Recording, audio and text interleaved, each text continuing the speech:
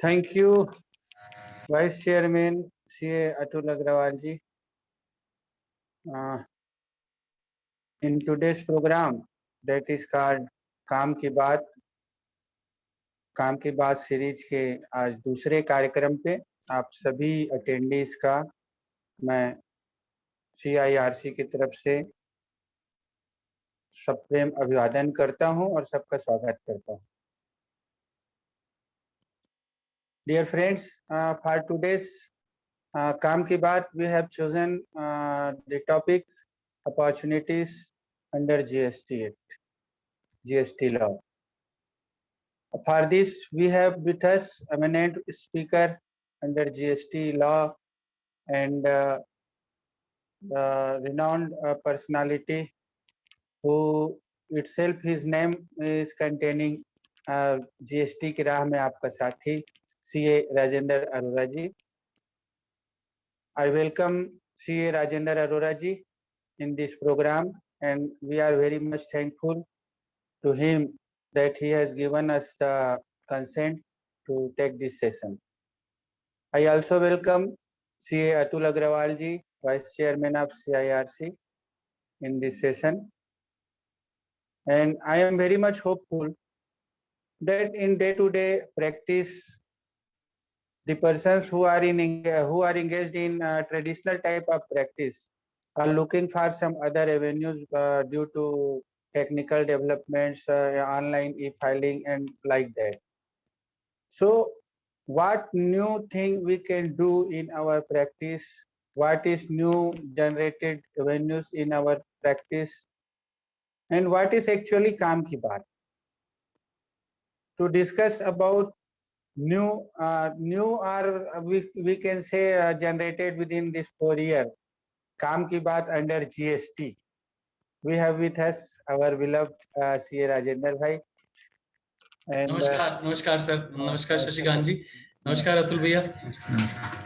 So I most welcome you Rajendra bhai in this session. Thank you, sir. And for further proceeding and conducting and welcome speech, I would like to give the session to CA Atul Agrawal ji, Vice Chairman CIRC. Atul ji, welcome. Thank you, Shashikant ji, Secretary CIRC, respected Chairman CA Nilesh Gupta ji in absentia, respected Secretary CA Shashikant Chandrakar ji, respected speakers of the day CA Rajendra Arora ji, and the attendees who are present here in this Kaam Ki Baat.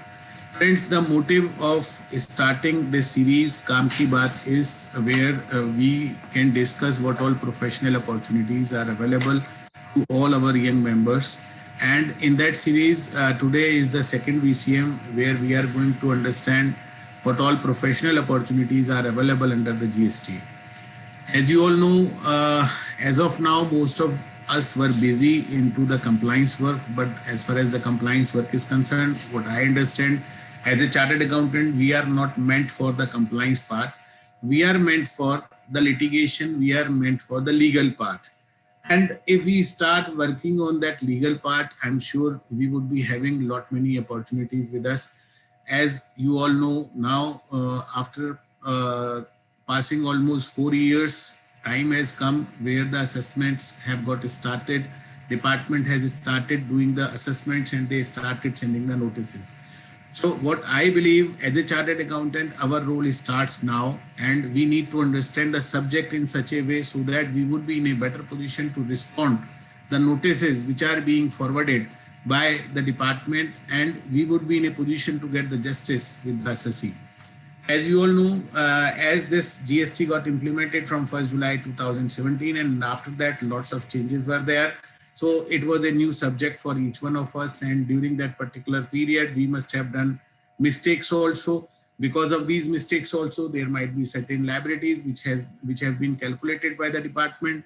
Then our role is how to guide our client and how to represent our client before the department so that whatever the clerical or clerical error or whatever ignorance we must have done in the past or the client have done in the past, we would be in a position to get it rectified properly.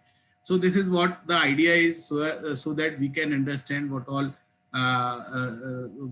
procedures are there, especially like now the assessment has got started. So we are here today to learn more and more about the professional opportunities under the GST, and for that we have a learned speaker with us, CA Rajendra Arora ji, who is a regional council member from Northern India Regional Council, and who is I really like his tagline, GST की राह में आपका दोस्त CA Rajendra Arora. तो ये जो tagline है जब से GST चालू हुआ है और जिस तरीके से राजेंद्र अरोड़ा जी ने इजी शब्दों में जीएसटी को समझना और समझाना शुरू किया है, मैं जहां तक समझता हूं कि आई रिमेम्बर जब हम लोग सीए करते थे तो टैक्स की क्लास के लिए हम डॉक्टर विनोद गुप्ता की क्लास किया करते थे, या हमारे यहाँ मुझे याद है एक कॉस्टिंग की भी क्लासेस होती थी, तो उस टाइम पर पीके श्रीवास्तव जी हुआ करते थे। तो ये कुछ फैकल्टीज ऐसी हैं जिनको आज हम सीए बनने के बाद भी याद करते हैं। एक डॉक्टर लाल हुआ करते थे जो इनकम टैक्स वो भी पढ़ाया करते थे। तो ये वो फैकल्टीज हैं, वो जब पढ़ाते थे तो सब्जेक्ट ऐसे याद हो जाता था कि उसके बाद एग्जाम में उसको रिवीजन के लिए बहुत ज्यादा मेहनत करने की जरूरत नहीं होती थी। मैं समझता हूँ कि जिस तरीके से डॉक्टर सीए राजेंद्र अरोड़ा जी जीएसटी हमको सबको समझाते हैं, उनका भी तरीका इतना सिंपल और इतना अच्छा तरीका है कि चीजों को हम बहुत जल्दी ग्रैब कर लेते हैं और उसके बाद शायद एक्ट खोलने की हमको जरूरत ना पड़े। बट हाँ, इतना जरूर है क्योंकि डेली एक नोटिफिकेशन आता है, डेली कोई ना कोई चेंजेस होते हैं, तो whenever we advise to any of our client, we need to reconsider or we need to go to the website also कि उस जो चीज राजेंद्र जी ने हमको आज समझाई है उसके बाद कहीं कोई नोटिफिकेशन के बाद कोई बदलाव तो नहीं आया, उस बदलाव को हमको चेक करके आगे अपने क्लाइंट को एडवाइस करना है और उसके लिए काम करना है। So friends, as we are here today to learn more and more about the professional opportunities under GST, and for that we have C. Rajendra Arora ji with us. So without taking much of the time, I would like to invite C. Rajendra Arora ji for his deliberation. Over to C. Rajendra Arora ji.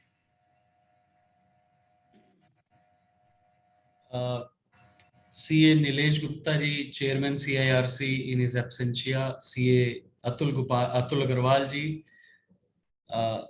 Atul भैया, अतुल से नाम अतुल गुप्ता आता है हमेशा मेरे दिमाग में frankly, तो हमारे लिए तो आप अतुल गुप्ता समान है।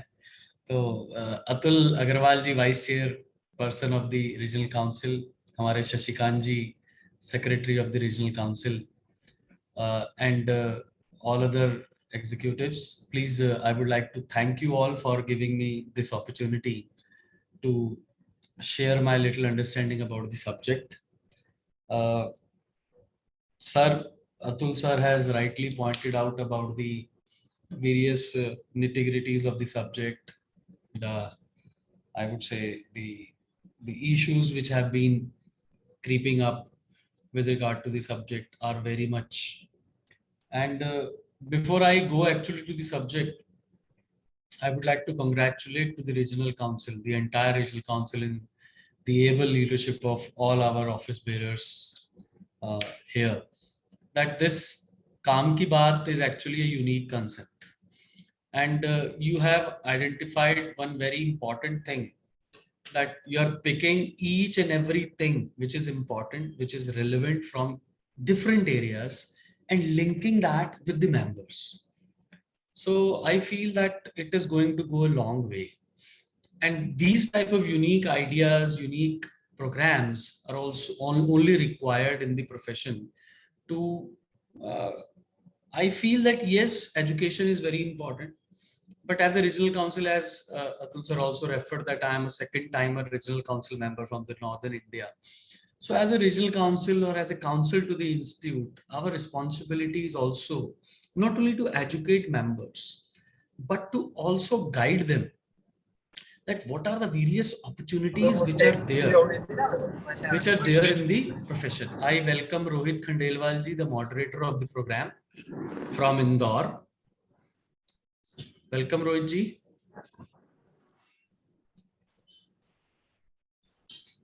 रोहित जी दर्शन दीजिए जी। सॉरी सर, मैं ज्वाइन नहीं कर पाया, ड्राइव मतलब ट्रेवल कर रहा हूं। नहीं, कोई बात नहीं सर, नहीं प्लीज इट्स ओके। सुनना तो है एक बार। नहीं, बहुत धन्यवाद सर, आप आए। और एक्सट्रीमली सॉरी सर। नहीं please, why are you, no issue sir. अभी जस्ट मैंने 2 मिनट पहले ही बोलना शुरू किया।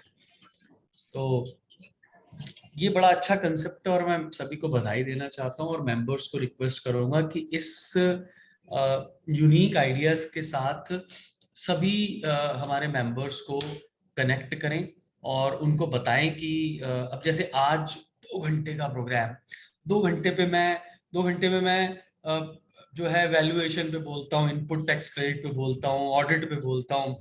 2 घंटे मुझे दिए गए और मैं बड़ा बड़ा बड़ा हर्ष feel, I am actually feeling very excited frankly speaking.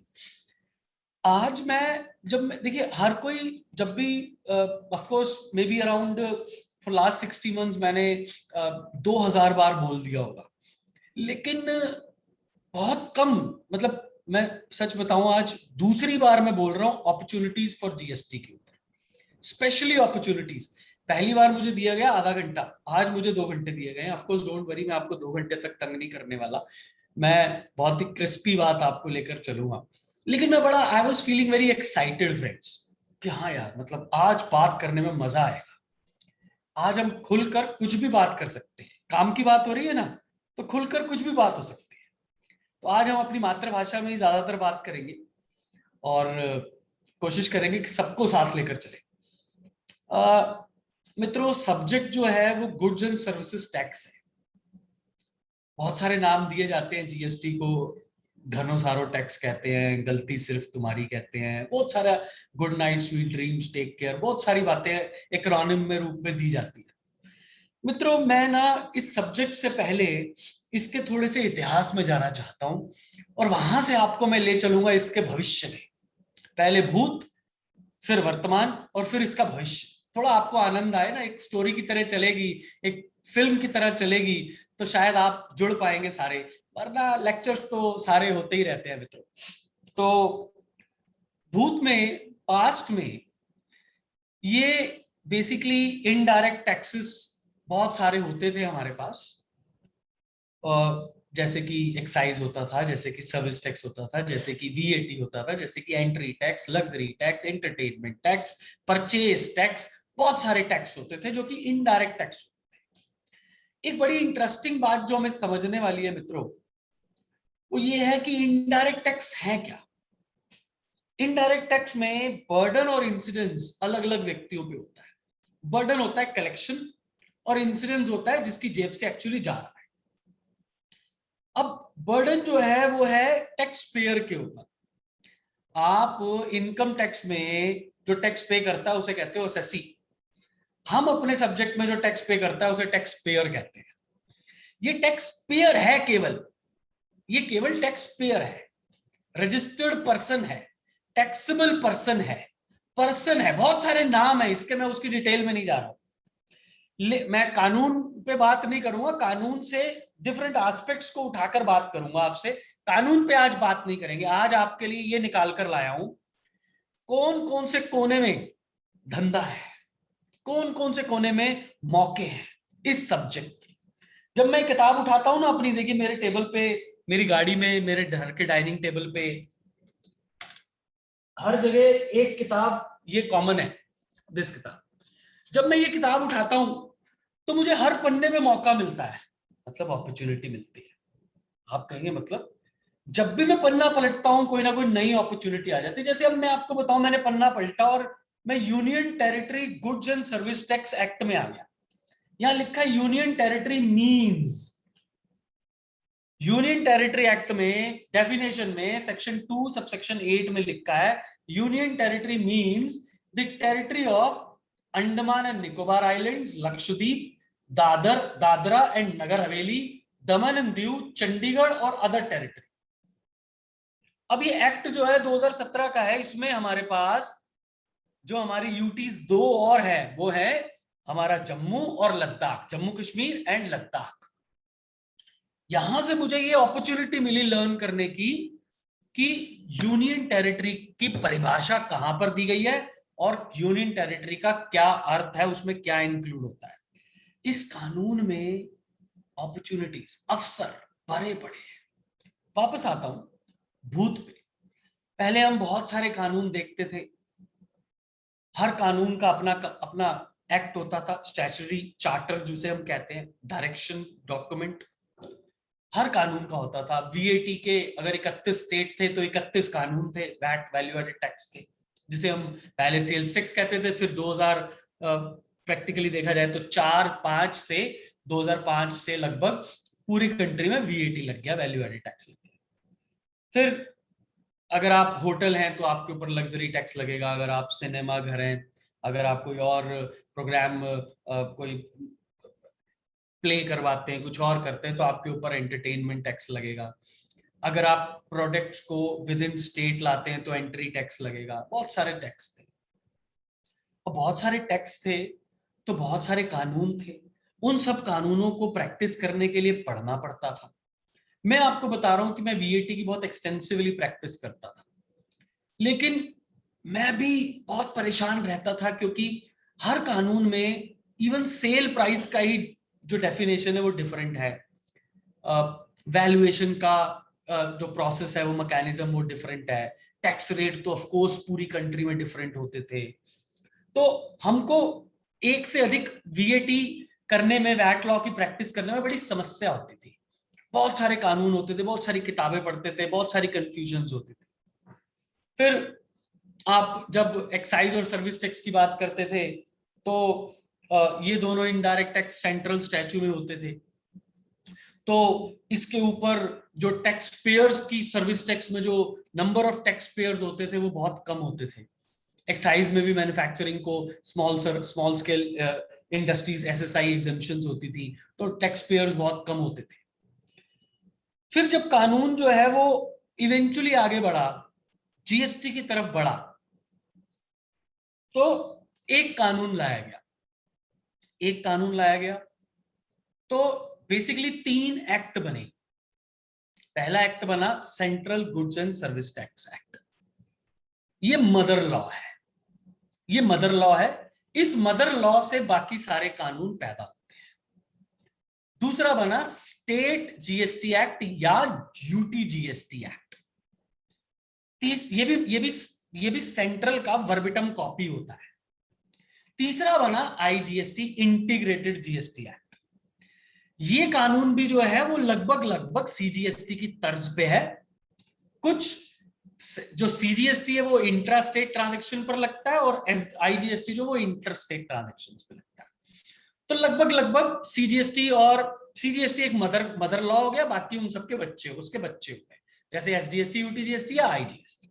मैं उनकी डिटेल में नहीं जा रहा, सिर्फ बताना ये चाहता हूं कि जब कानून परिवर्तन हुआ तो बहुत सारे कानूनों को मिक्सचर करके एक बना दिया। तो सबसे पहली अपॉर्चुनिटी आप समझने की कोशिश कीजिए इस कानून में। आप मुझसे बोलेंगे जरूर, आप लोगों के पास बहुत सारे सवाल होंगे। आप बोलेंगे सर जी देखिए 48 महीने और आज 23 दिन हो गए इस कानून को, हम देख रहे हैं कि 600 से ज्यादा तो रेट्रोस्पेक्टिव अमेंडमेंट हुई, 70 से ज्यादा तो रेट्रोस्पेक्टिव अमेंडमेंट हुई है, और 1200 से ज्यादा अमेंडमेंट हुई है। कैसे करें उसके बारे में भी बताऊंगा, आप बिल्कुल निश्चिंत रहें। आज आपके पूछे गए या ना पूछे गए हर सवाल का इस सब्जेक्ट के ऊपर जवाब देने की कोशिश करूंगा, और आपको इस बात को बताने की कोशिश करूंगा कि ये सब्जेक्ट आपके लिए महत्वपूर्ण क्यों है। फिर अब कानून एक हो गया तो आप मुझसे पूछिएगा तो मैं तो बहुत ही, मेरे लिए तो अत्यधिक हर्ष का विषय था, दी एक्सट्रीम एक्साइटमेंट। क्यों? क्योंकि जब मैं वैट लॉस को इतने सारों को पढ़ता था, अब मुझे सिर्फ एक सीजीएसटी एक्ट पढ़ना है और थोड़ा बहुत आईजीएसटी एक्ट, जिसमें सेक्शन ही जो है आपके 25-30 सेक्शन है, सिर्फ कुछ नहीं है। अब इसका मतलब ये हो गया कि मेरे लिए अपॉर्चुनिटी दिल्ली में बैठे बैठे किसी भी स्टेट के एक्ट को समझने की होगी। आज मैं दिल्ली में हूं, आप सेंट्रल इंडिया में बैठे सारे के सारे, मेजॉरिटी सेंट्रल इंडिया में कितने सारे स्टेट है। अब वो जो कानून वहां लगता है वही कानून यहां दिल्ली में लगता है। वहां जो रेट ऑफ टैक्स है वही रेट ऑफ टैक्स यहां है। वहां जो एग्रीगेट टर्नओवर की परिभाषा है वही परिभाषा मेरे पास है। दूसरी बात, रेट ऑफ टैक्स जो है वो कॉमन हो गए। इस रेट ऑफ टैक्स को कॉमन होने में क्या हुआ कि इंटर स्टेट ऑफ गुड्स और सर्विसेज जो है वो आपस में बढ़ना शुरू हो गया। पहले आपको ज्ञात होगा कि सेंट्रल सेल्स टैक्स होता था, तो जो भी इंटरस्टेट सप्लाई ट्रांजैक्शंस होती थी, सेल्स होती थी, उस वो कंसेशनल रेट पे with the strength of statutory forms की जा सकती थी, जैसे C form, F form, H form, I form, ये सारे फॉर्म्स होते थे। अब वो फॉर्म्स की प्रॉब्लम खत्म हो गई। जो 2% पहले 4% सीएसटी होता था, फिर उसको 3% किया, फिर 2% किया, तो लेकिन वो इन एनी केस वो 2% हमारी कॉस्ट होती थी। इंटरस्टेट मूवमेंट हम कम करते थे क्योंकि वो जो सीएसटी पे करते थे, पहली बात तो वो 2% कॉस्ट होती थी, दूसरी बात हमें फॉर्म देने का झंझट होता था। अब क्यों आईजीएसटी लगने लग गया इंटरस्टेट ट्रांजैक्शन पे, तो मूवमेंट जो है फ्री फ्लो हो गया। ठीक है भैया, आईजीएसटी का क्रेडिट मिल रहा है, फॉर्म देना नहीं है, तो मंगवा लो, दिल्ली से मंगवा लो, मेरठ से मंगवा लो, कहीं से भी मंगवा लो माल, यूपी से मंगवा लो, राजस्थान से मंगवा लो, जहां से भी सस्ता मिलता है, बेटर क्वालिटी मिलती है, मंगवा लो। अब मैं हमेशा बोलता था जीएसटी आने से पहले कि जीएसटी आने के बाद इकोनॉमिक ट्रांजैक्शंस जो हैं वो टैक्स से गवर्न नहीं होंगी, बट कि प्योरली कमर्शियल इश्यूज से गवर्न होंगी। आपको सुखाता है धंधा करना तो कीजिए, नहीं है तो नहीं कीजिए। लेकिन पहले हम टैक्स इंपैक्ट को पहले समझते थे अर्लियर टाइम्स में, और अब हम केवल कमर्शियल ट्रांजैक्शन की कमर्शियल नेचर को, हमारी प्रॉफिटेबिलिटी को, हमारे धंधे में उसको, वो हमें पड़ता आता है नहीं आता, उसको समझते हैं। तो जीएसटी का सबसे बड़ा इंपैक्ट जो मैं देख रहा हूं वो है इंटरस्टेट मूवमेंट ऑफ गुड्स और सर्विसेज। सिर्फ इंटरस्टेट मूवमेंट ऑफ गुड्स और सर्विसेज नहीं बढ़ी हैं, इंटरस्टेट मूवमेंट ऑफ एक्सपर्ट्स भी, कंसल्टेंट्स भी, प्रोफेशनल्स भी बढ़ गई है, और हमारे जैसे स्पीकर्स की भी बढ़ गई है। पहले हम बैट में दिल्ली में बोलते थे केवल, अब पूरे भारत में हमें बुला लेते हैं। देखिए ना, सेंट्रल इंडिया रीजनल काउंसिल, ठीक है जी। तो ये inter exchange of various synergies ये भी बढ़ गया। अपॉर्चुनिटीज में मैं धीरे धीरे वहीं पहुंच रहा हूं मित्रों। अब फ्री फ्लो ऑफ क्रेडिट बढ़ गया, सीमलेस क्रेडिट की हम बात करते हैं, सीमलेस क्रेडिट मिल गया। सीमलेस क्रेडिट मिल गया तो जो पहले 2% कॉस्ट होता था, पहले एक्साइज ट्रेडर के लिए कॉस्ट होता था, पहले सर्विस टैक्स ट्रेडर के लिए कॉस्ट होता था, पहले 2% सीएसटी जो है वो मैन्युफैक्चरर के लिए कॉस्ट होता था, आपस में इंटरसेक्टोरियल क्रेडिट्स नहीं थे। इंटरसेक्टोरियल क्रेडिट मिलने के बाद क्या हुआ, जो टैक्स कॉस्ट बनता था वो अब मेरा एडजस्टेबल हो गया। That cost is reduced to the extent of that tax which is available now as credit to me, as ITC to me. Now what happens it, anti profiteering देख रहे हैं ना आप, एंटी प्रॉफिटरिंग कितने सारे cases आए। National anti profiteering authority, जिसको मैं हंसी में कहता हूं नापा, नाप देती है ना, कहता ये नाप देगा भाई तेरे को, तो वो नापा है, नेशनल एंटी प्रॉफिटरिंग अथॉरिटी, उसको मैं हंसी हंसी में नापा कहता हूं, नापा। तो वो नापा बनी, नेशनल एंटी प्रॉफिटरिंग अथॉरिटी बनी। जितनी भी कॉस्ट हमारी आईटीसी की वजह से रिड्यूस हुई, eventually that largely that cost is passed in the form of, cost is passed, that saving in cost is passed to the consumer in the form of reduced prices largely. अब जिसने नहीं किया उसको नापा ने नाप दिया, सिंपल, और अभी भी नाप रही है, अगले 2 साल के लिए और बन गई है, 3 साल के लिए, अब 1 साल और चलेगी, कोई दिक्कत नहीं है, 2 साल और चलेगी, आई बेग योर पार्डन, तो कोई प्रॉब्लम नहीं है, अभी भी चल रही है, और हो सकता है आगे भी उसको एक्सटेंड कर दिया जाए। अब सिचुएशन ये हो गई कि अब जो कॉस्ट होती थी पहले वो मेरा आईटीसी हो गया। अब दूसरा, अगली सिचुएशन कि जो बिजनेस का नंबर ऑफ टैक्स पेयर्स थे, रजिस्टर्ड पर्संस थे, पहले वो डिवाइडेड होते थे डिफरेंट कानूनों में, अब वो सारे पर्सन जो हैं वो एक ही कानून में आ गए। हर कोई, हर कंसल्टेंट उनको एडवाइस दे सकता है। पहले एक्साइज वाले को मैं नहीं दे पाता था, मैं सिर्फ सेल्स टैक्स वाले को दे पाता था, अब मैं एक्साइज वाले को भी कंसल्टेंसी दे सकता हूं, मैं सर्विस टैक्स वाले को भी कंसल्टेंसी दे सकता हूं, मैं लग्जरी टैक्स वाले को भी कंसल्टेंसी, क्योंकि वो भी जीएसटी है। Even we are giving consultancy to PVR also. So earlier आप सोच सकते हैं कि पीवीआर जो है वो सिर्फ लग्जरी टैक्स लगा रहा है, एंटरटेनमेंट टैक्स लगा रहा है, अब वो जीएसटी लगा रहा है। अब आप पीवीआर की कहानी सुनिए। PVR is the largest multi screen display exhibition cinematographic exhibition company, one of the largest in the country, if largest I would not say it is a exaggeration. Now what happened to PVR? PVR पहले luxury tax, entertainment tax लगाता था, वो VAT देता था goods पे, वो service tax देता था सर्विसेज पे, वो एक्साइज देता था गुड्स पे, वो सारी कॉस्टिंग होती थी उसकी।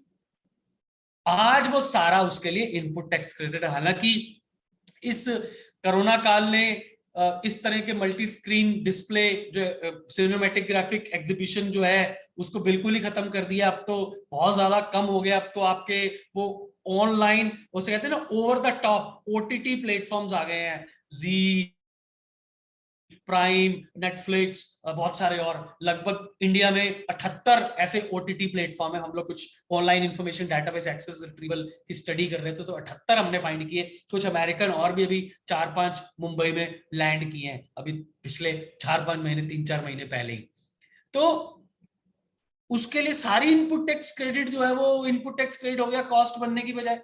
उसका प्रॉफिट कितना, आप सोचिए कितना जंप कर गया होगा। उसका शेयर आप देखिए मार्केट में कितना बढ़ गया था पिछले, जब जीएसटी आने के बाद। अब थोड़ा सा क्योंकि because of corona of course वो भी सर्वाइव, हालांकि उसकी मोनोपोली है जब हम पीवीआर की बात करते हैं। एनीवेज मैं उसके बारे में बात नहीं करूंगा, बट हमारे पास ट्रेड बढ़ा, हमारे पास इकोनॉमिक ट्रांजैक्शंस बढ़ी।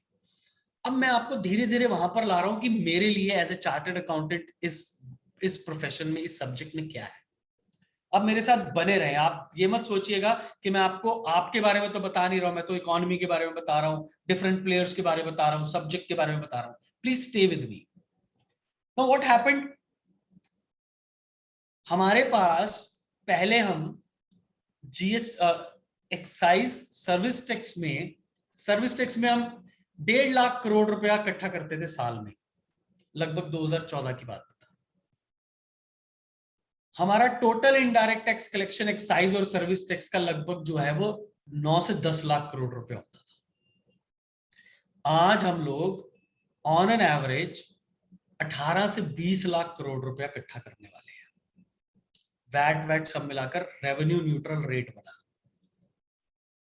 टोटल हमारा जीडीपी 30 लाख करोड़ का है, जिसमें से हम 15 लाख करोड़ मानते हैं कि हमें जीएसटी दे रहा है, 10 लाख करोड़ रुपया हमें इनकम टैक्स दे रहा है, बाकी हम म्युनिसिपल टैक्सेस और दूसरे फीस और टैक्सेस इनसे कलेक्ट करते हैं।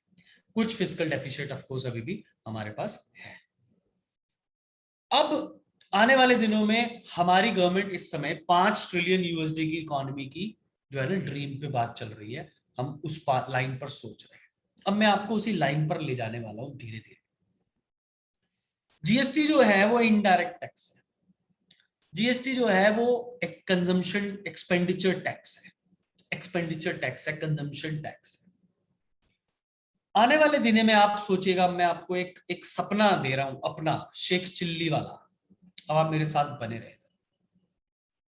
हम कह रहे हैं 5 ट्रिलियन यूएसडी की इकोनॉमी की बात करते हैं हम। 2.75 ट्रिलियन यूएसडी की इकोनॉमी है। हमें 2.25 ट्रिलियन और चाहिए USD. My dear friends, it is a रफली एस्टिमेटेड सिचुएशन दैट कि हमारी जो ऑर्गेनाइज्ड इकोनॉमी है और हमारी जो पैरेलल इकोनॉमी है, हमारी parallel economy is almost the double of the organised economy. That is around 6 trillion economy, and total economy which is estimated to be around 9 trillion economy, 8 to 9 trillion economy USD. If every consumption, because it is a consumption tax, we always say na, it is a destination based consumption tax. Destination based consumption tax. If we bring our parallel economy into the distribution chain, you know what happens in GST? That is a value added tax. Every value addition, that is markup. Value addition, in other words, simple words, is your profit added by the taxpayer. You purchased particular product, for example, this pen you bought for 10 rupees, you sold for 12 rupees. So 2 रुपए आपने जो value added add कर दिया. Value added is considered to be your profit added. As simple as that. So this value added, whatever is value added on this pen, the GST belongs on that particular value added. Now if the entire distribution chain, where on each and every step value addition is made, आप ये तो समझते हैं कि अगर distribution chain में 10 लोग एक प्रोडक्ट को बेच रहे हैं और 11वां आदमी फाइनल उसको एंड यूजर को बेचता है, तो हर कोई वैल्यू एडिट करता। लेकिन जहां पर भी वो चेन ब्रेक होती है, उस वैल्यू एडिट पर जो टैक्स लगना होता है,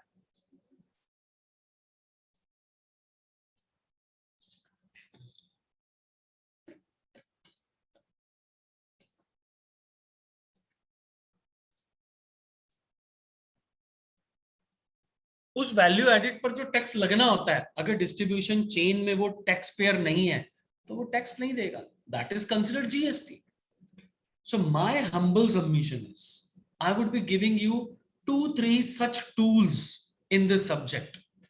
आप कहेंगे सर इसका रेवेन्यू बढ़ने से हमारा क्या लेना देना, हमारी प्रोफेशनल अपॉर्चुनिटीज पे क्या फर्क पड़ता है? मित्रों, मैं आपको बता दूं, मैं सरकार को भी यही बोलता हूं, टैक्स पर ध्यान मत दो, उन ट्रांजैक्शंस पर ध्यान दो जिस पर टैक्स लगता है। Economic transactions on which tax is levied. Tax पे ध्यान मत दो, इससे भी वसूल लूं, इसका भी इनपुट घटा दूं, उस पर भी टैक्स लगा दूं ना। इकोनॉमिक ट्रांजैक्शंस को बढ़ाइए। कोई भी इकोनॉमिस्ट आपसे यही कहेगा कि अगर आप रियल नेशनल इनकम कैलकुलेट करना चाहते हो तो वो डिटरमाइंड होगी in the form of purchasing power to the every consumer in the country. Because if in the given money income I am able to buy more goods or services for consumption, that is the real growth, development of the country.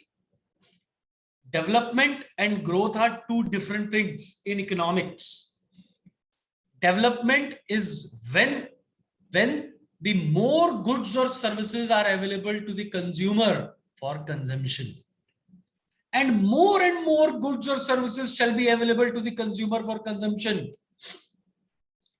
more and more tax, GST on those economic transactions. More and more tax on economic transactions. More and more tax would bring more and more goods and services. More and more transactions would bring more and more goods and services for me to consume. I would be happy. My happiness index would increase. My satisfaction in the country would increase. My dear friends, this subject itself can solve many problems of our country. Many problems of our country. This migration, the brain drain of our country is also happening drastically in our country. And this subject can help in solving that brain drain also. More and more economic transactions happening in this country, more and more tax collection, more and more infrastructure development, more and more facilities available in the country, because it is a cycle. In economics, we understand that when there is a consumption, expenditure, there is a production, there is an investment, there is a consumption, there is a production, there is an investment. It is a cycle, and that would increase more and more production. जैसे production बढ़ती है तो मुझे jobs, मेरा धंधा, business बढ़ता है। Production बढ़ती है, इन्वेस्टमेंट, कंजम्पशन बढ़ती है, इन्वेस्टमेंट होती है, more production, investment increases infrastructure enhances my capability to perform my services. Infrastructure in the, वो कहते हैं कि you cannot judge whether infrastructure made America or America made infrastructure. I'm telling you, you cannot judge which statement is true, whether America made infrastructure or infrastructure made America. You cannot decide, and that's what I say for our country also. This brain drain is one of the greatest problem which we are facing for past many years after independence, and this would only stop when more and more infrastructure, more and more facilities here in this country, and that would happen bringing the distribution chain into the tax net, levying GST on that, collecting money, spending on infrastructure, creating goods, creating more facilities in the country. This creating more facilities would facilitate business people, common citizens in the country to live happily, work happily, enthusiasm shall increase. My dear friends, it is a cycle. And this consumption tax would trigger that. This expenditure tax, this GST would trigger that. And we can be very easily 5 trillion USD economy, my dear friends. I'm removing this earphone. Please, whosoever wants to say something can come up online and give me the thumb impression. I will put it back into my ear. You understand, pagadi, we keep everything intact. Do not let anything go into ज्यादा दिमाग का प्रयोग भी नहीं करते हैं, बिल्कुल बंद रखते हैं. समझ रहे हैं आप मेरी बात को? सो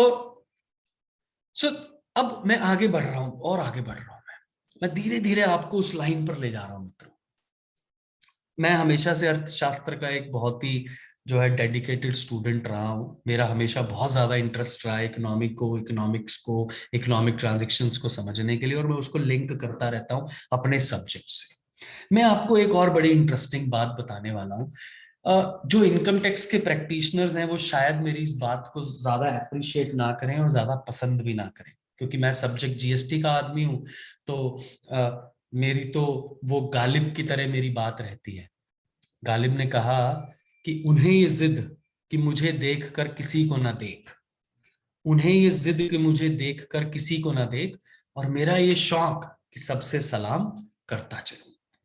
तो मेरी ये जिद रहती है कि सब्जेक्ट को देखकर किसी को नहीं देखता, मैं कुछ नहीं देखता, मैं सिर्फ यही देखता हूं. अब मैं इनकम टैक्स में आपको एक इंटरेस्टिंग बात बताने वाला हूं और जीएसटी से लिंक करूंगा उसको. अपॉर्चुनिटीज अपने आप निकालते चले जाएंगे. जब मैं कह रहा हूं कि 5 ट्रिलियन इकोनॉमी मैं जीएसटी से कर सकता हूं, केवल जीएसटी से मैं 5 ट्रिलियन यूएसडी इकोनॉमी कर सकता हूं, मुझे कुछ और करने की जरूरत नहीं है. हालांकि मैं हमेशा बोलता हूं सरकार को कि आपको इकोनॉमिक ट्रांजैक्शंस बढ़ानी चाहिए, जीएसटी नहीं बढ़ाना चाहिए, टैक्स के ऊपर ज्यादा सख्ती नहीं करनी चाहिए, आपको इकोनॉमिक ट्रांजैक्शंस को बढ़ाना चाहिए. इकोनॉमिक ट्रांजैक्शंस बढ़ेंगी, उसके ऊपर जीएसटी लगेगा, वो अपने आप बढ़ता चला जाएगा आपका वॉल्यूम, कोई प्रॉब्लम ही नहीं आएगी आपको. अब सुनिए जरा इनकम टैक्स में मैं क्या सोचता हूं. मित्रों, आप क्या कीजिए, इस डिस्ट्रीब्यूशन चेन को टैक्स नेट में ले आइए. आप पेट्रोल भरवाने जाते हैं, आपको आधार के बिना पेट्रोल नहीं मिला. मैं सब अजम्पशन है, मेरी शेख चिल्ली पना है ये, प्लीज इसको आप ऑफेंसिव ट्रीट मत कीजिएगा कुछ भी. मैं तो सिर्फ सोच रखता हूं. अब सोच है तो हो सकता है हो भी जाए, हो सकता है हो भी जाए.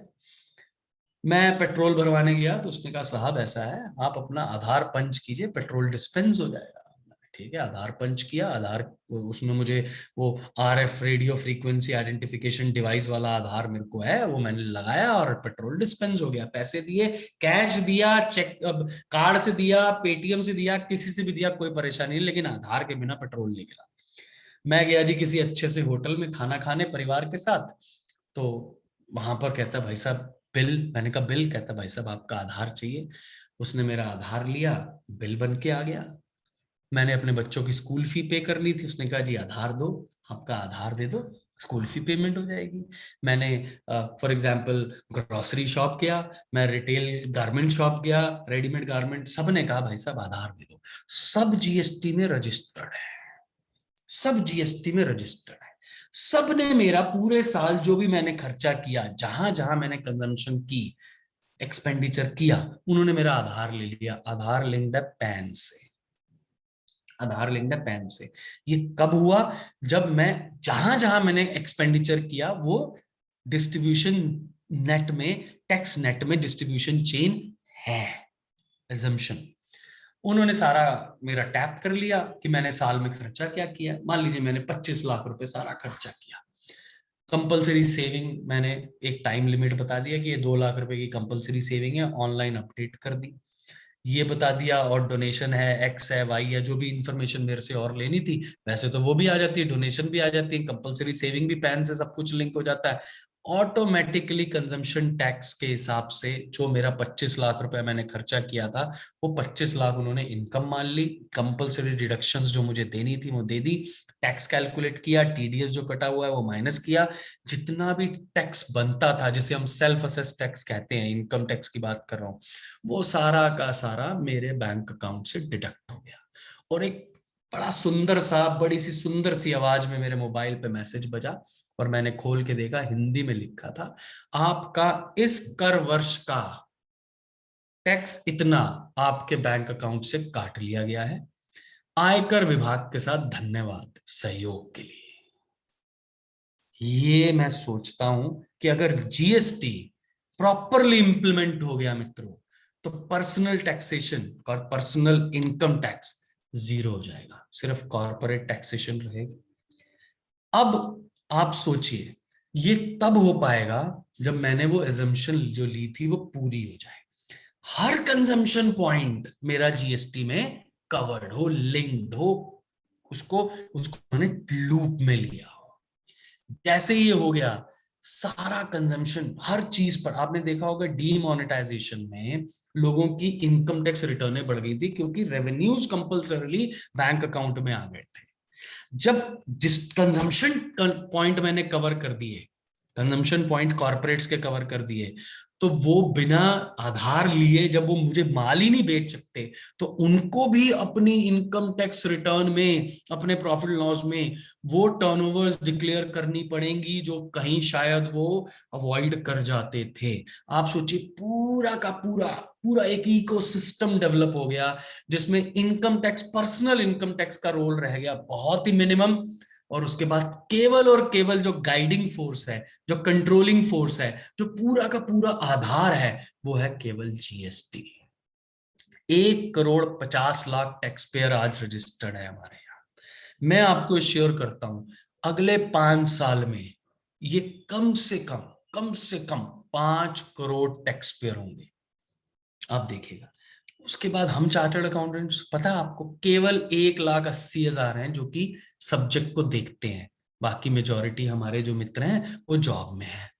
1,80,000 में भी अगर आप डिवाइड कर लें, तो मैंने एस्टिमेट बनाया था कि 3,000 रिटर्नें मंथली हमारे हिस्से में आती हैं, जीएसटीआर 3B और 1। प्रोफेशनल्स है नहीं। कई लोग मित्र मुझे बोलते हैं, रिसेंटली मुझे एक मेरे मित्र ने बोला कि राजेंद्र जी, आप जैसे व्यक्तियों ने ना सब्जेक्ट को बड़ा आसान कर दिया है। मैंने कहा हाँ भाई, देखो मैंने बीड़ा उठाया सब्जेक्ट को आसान करना अपने मित्रों के लिए। कहते लेकिन जो आपके यूट्यूब पे इतने सारे वीडियोस हैं, उन वीडियोस से तो अकाउंटेंट्स भी पढ़ लेते हैं, ग्रेजुएट्स भी पढ़ लेते हैं, ट्रेडर्स भी पढ़ के अपने आप सीख के अपनी रिटर्नें फाइल कर लेते हैं। अब मैं धीरे धीरे आपको आगे ले जा रहा हूँ, एक्चुअल अपॉर्चुनिटी मैंने आपको बता दिया, इसका बेस कितना बड़ा होने वाला है, कितना बड़ा बेस होने वाला है। आप क्या क्या कर सकते हो इसमें, आपके रोल में क्या क्या इंक्लूड हो सकता है इस पूरे बेस में, इस पूरे स्ट्रक्चर में, इस आधार में आप क्या क्या, कौन कौन सी चीजें उठा सकते हो। यहां पर मैं हमेशा कहता हूं कि इवन आप जीएसटी में चाहो तो आप केवल एक सब्जेक्ट उठा लो, एक टॉपिक उठा लो, रिफंड उठा लो, रिटर्न्स उठा लो, मैं कहता हूं कुछ नहीं, आप क्लासिफिकेशन उठा लो।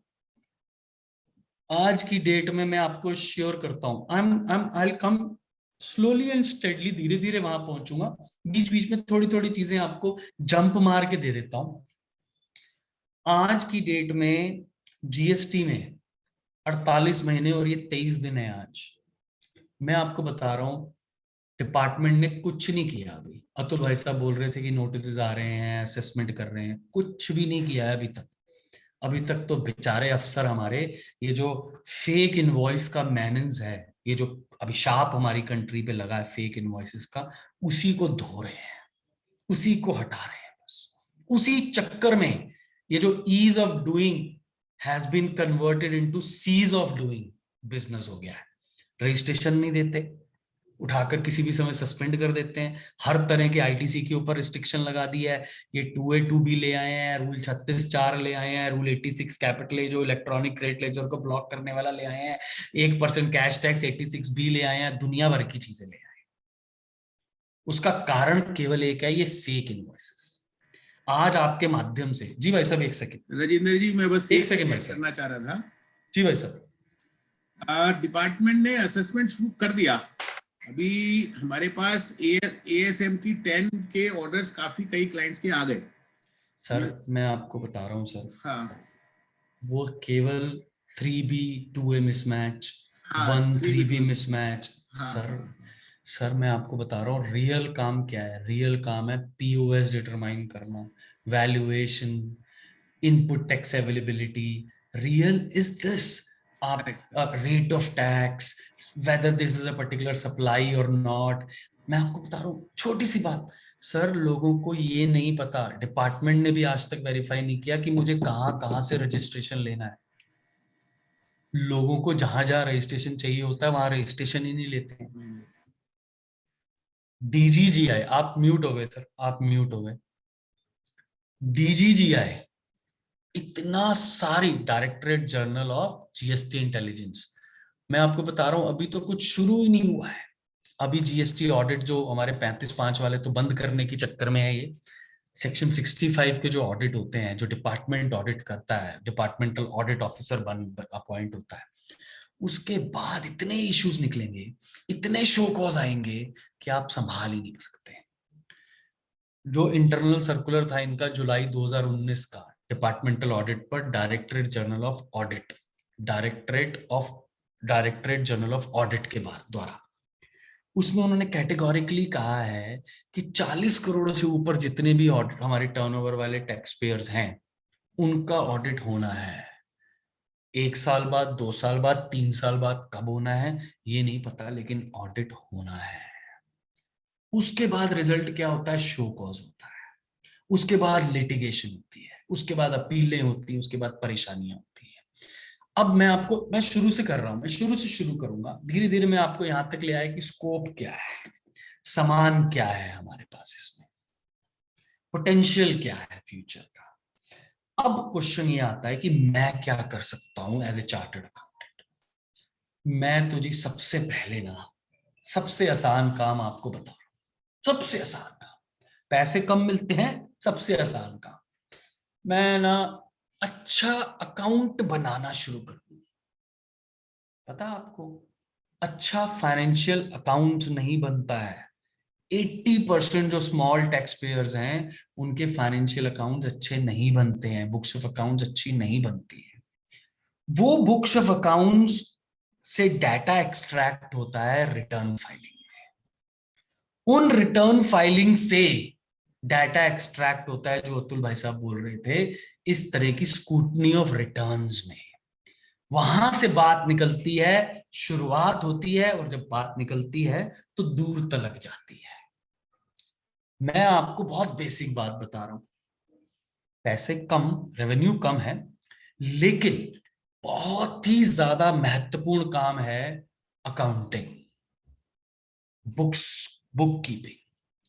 हम इसको छोटा ना माने, अगर हम इसको ऑर्गेनाइज कर सकते हैं, एक स्पेशलाइज टीम बना सकते हैं, इसके ऊपर रिसर्च कर सकते हैं, तो मैं आपको बता रहा हूं इतना काम आपको मिल सकता है आउटसोर्सिंग में, सिर्फ बुक्स ऑफ अकाउंट्स बनाने का।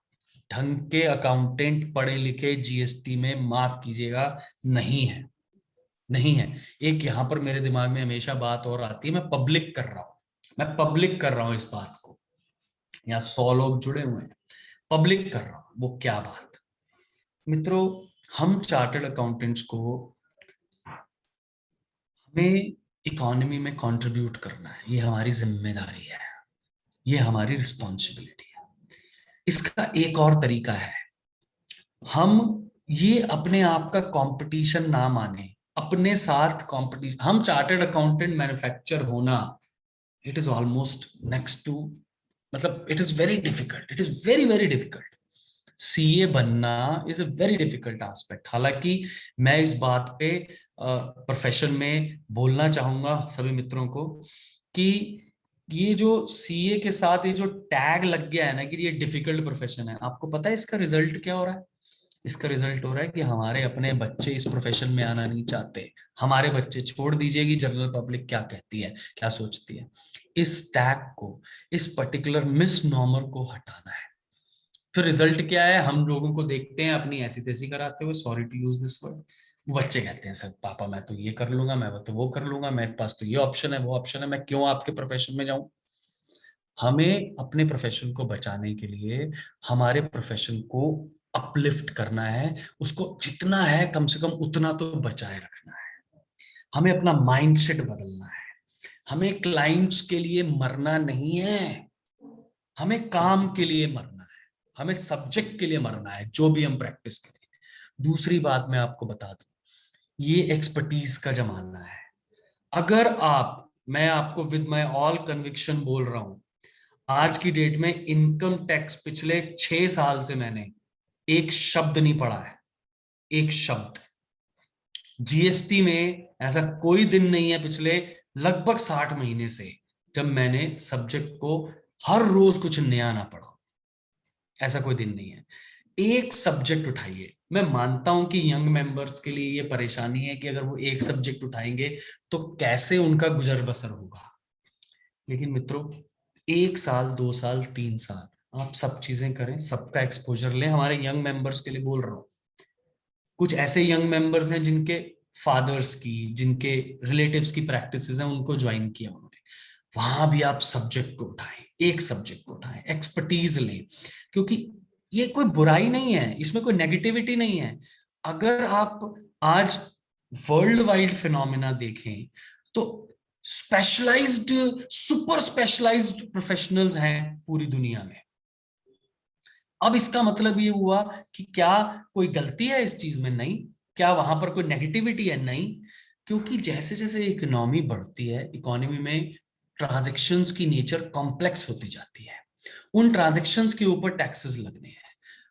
जैसे जैसे वो ट्रांजैक्शंस की नेचर कॉम्प्लेक्स हो जाती है, जब तक आप सब्जेक्ट के पूरे ए से लेकर जेड तक की बातों को नहीं समझेंगे, आप कॉम्प्लेक्स ट्रांजैक्शंस को आइडेंटिफाई, उनके सॉल्यूशंस को आइडेंटिफाई नहीं कर सकते। You have to be with the subject to actually bring out some good results. It happens across the board. It is not about chartered accountancy. So specialization would bring more laurels to us. Specialization would bring more respect to us, more money in terms of finances also to us. And this is one area which is going to be very, very significant. Accounting, compliances. Next is compliances. Compliances में situation ये है कि return हम 48 महीने से file कर रहे हैं। 48 महीने से हम 48 महीने से रिटर्न फाइल कर रहे हैं। हम पहले 6-8 महीने तो हमने ये देखा ही नहीं कि रिटर्न में डाटा क्या जा रहा है।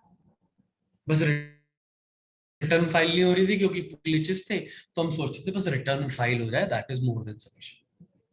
आज मैंने आपसे शुरुआत की अकाउंटिंग से। अकाउंटिंग से डाटा फेच होता है रिटर्न में। आज मैं आपको बता दूं, मेरे यहाँ पॉलिसी ये है, इवन मेरे क्लाइंट्स, हालांकि we are very less in compliances, but even client is using a particular ERP, maybe SAP, Finacle, or anything else, or any customized ERP.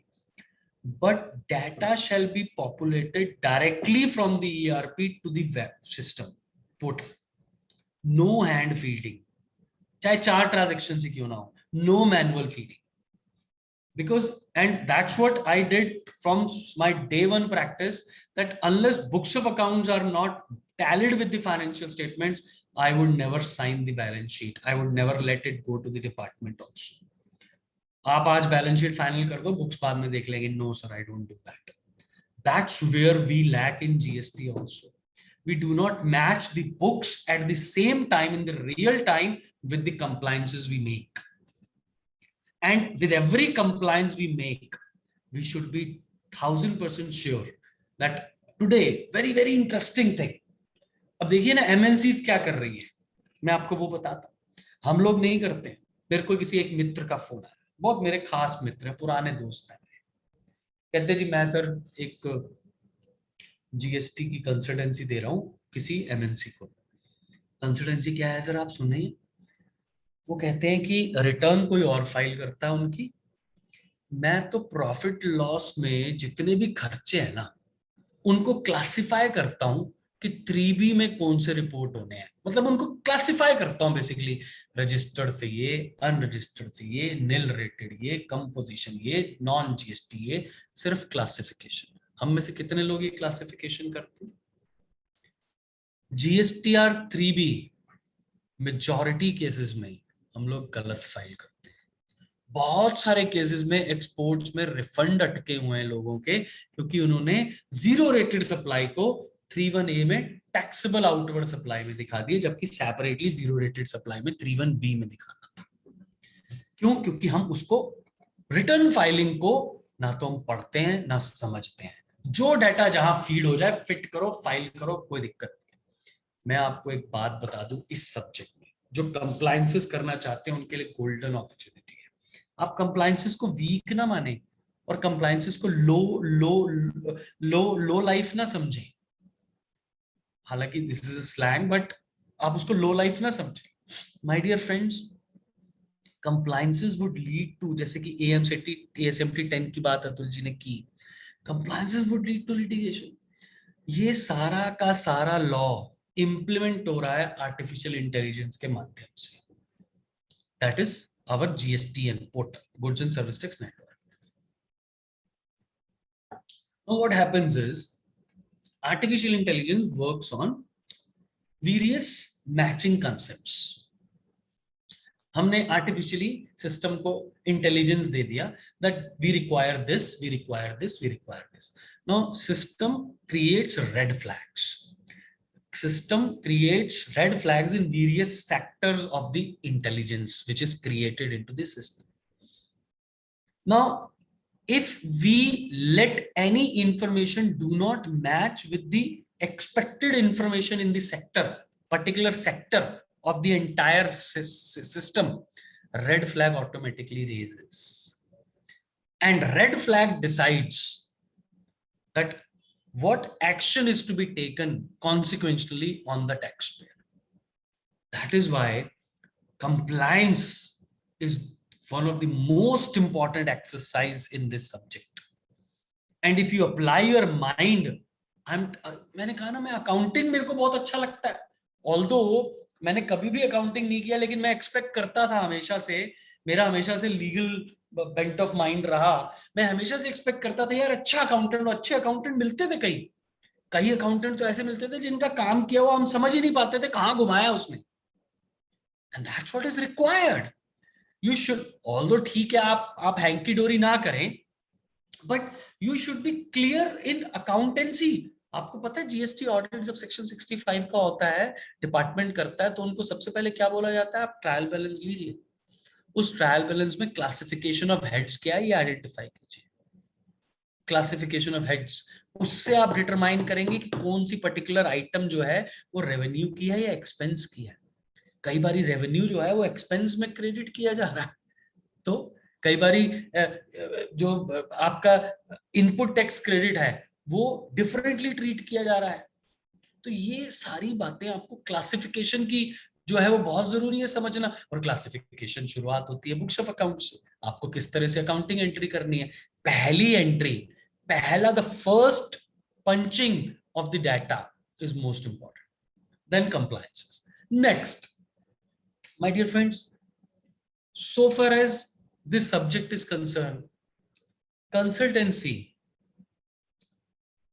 has got tremendous scope, tremendous. उसका कारण बताता हूं।